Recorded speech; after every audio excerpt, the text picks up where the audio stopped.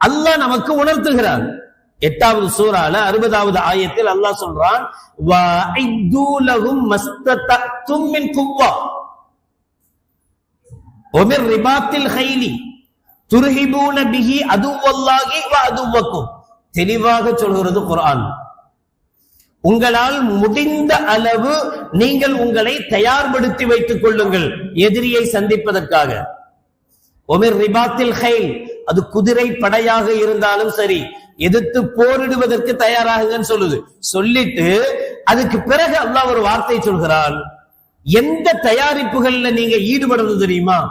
நீங்க என்ன தயாரிப்புகளை முன்வைக்கணும் தெரியுமா? துர்ஹிபூன பிஹி அதுவல்லாஹி வ அதுவக்கும்.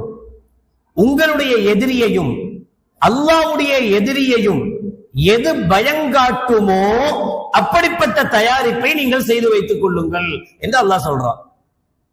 நம்மளுடைய எதிரிக்கு நம்ம மேல என்ன பயம்? நாம ஜும்மால பேசுறோன்றது பயமா? நாம 5 வேளை தொழுகிறோங்கிறது பயமா? நாம நோன்பு வைக்கிறோங்கிறது பயம் இருக்கா அவனுக்கு? என்ன வேணாலும் வச்சுட்டு போ. எதுல பயம்? துர்ஹிபூன பிஹி, எது அவனை பயம் காட்டுது? ஓட்டு போட வந்துருவானே, ஓட்டு போட்டுருவானே, ஓட்டு போட்டா நாம தோத்துருவோமே, அவன் ஜெயிச்சிருவானே. இப்போதைக்கு எது அவனை பயம் காட்டுதுன்னா துர்ஹிபூன பிஹி, அவனை பயமுறுத்துகிற சக்தியாக நம்மள்கிட்ட இருக்கிற பெரிய துருப்பு சீட்டு, வாக்குச்சீட்டு. அல்லாஹ் ஜல்லஷானஹு வ தஆலா அஇது லஹும் மஸ்ததஅதும் மின் குவ்வா, முடிந்த அளவு உங்களை தயார்படுத்தி வைத்துக் கொள்ளுங்கள். உங்க எதிரி எதை பார்த்து பயப்படுகிறானோ அதில் நீங்கள் தயாராக இருங்கள் என்று அல்லாஹ் ஜல்லஷானஹு வ தஆலா சொல்றான். நபிகள் நாயகம் ஸல்லல்லாஹு அலைஹி வஸல்லம் சொன்னாங்க, அன்னாசு இதா ரஅவு அல்-லாலிம ஃபலம் யஅஹுது அலா யதை அவ்ஷக அன் யஉம்மஹுமுல்லாஹு பிஇகாபின். நினைக்கலாம், நாம போடுற ஒத்த ஓட்டுல என்ன நடந்திருப்பது? நம்ம வீட்டுல உள்ள 4 ஓட்டு போடலைன்னா என்ன கெட்டு போயிட போகுது? நாம போட்டுத்தான் தீர்மானிக்க போறோமா? ஸல்லல்லாஹு அலைஹி வஸல்லம் சொல்றாங்க, ஒரு அநியாயக்காரனை மனிதர்கள் பார்த்து, நமக்கு முன்னாடியே அந்த அநியாயக்காரன் இருக்கா, நமக்கு தெரியுது, அவனை தடுக்கவில்லையானால், அவன் வரக்கூடாது என்பதற்குண்டான வேலையை செய்யாமல் விட்டால், அவ்ஷக்க ஐய உம்மஹுமுல்லாஹு பிஇகாபின், உங்களுக்கு மட்டும் தண்டனை வரப்போறது இல்ல, யாரெல்லாம் கஷ்டப்பட்டு ஓட்டு போடுறாங்களோ அவங்களும் சேர்ந்து வேதனையை அனுபவிக்க வேண்டியது வரும். ஐய உம்மஹுமுல்லாஹு பிஇகாப், அல்லாஹ் தண்டனையை பொதுவாக ஆக்குவாங்க. நாம என்னமோ 5 ஓட்டு தான் போடல, நாம என்னமோ 10 பேர் தான் ஓட்டு போடல, ஆனா தண்டனை அனுபவிக்க போறது எதனால மிஸ் ஆக போகுது?